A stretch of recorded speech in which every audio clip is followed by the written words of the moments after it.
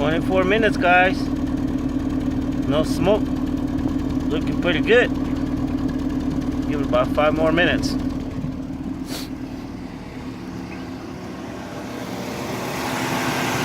The engine looks pretty good. Sounds pretty good.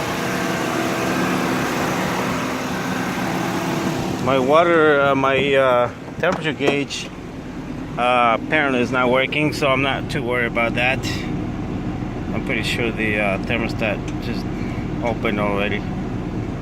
But if not, I guess I'll find out. But yeah, I'll give it another 5 minutes and I'll shut it off. I think the most important thing that it's not smoking anymore.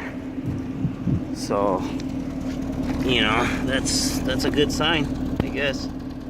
About halfway in the experiment. We'll see.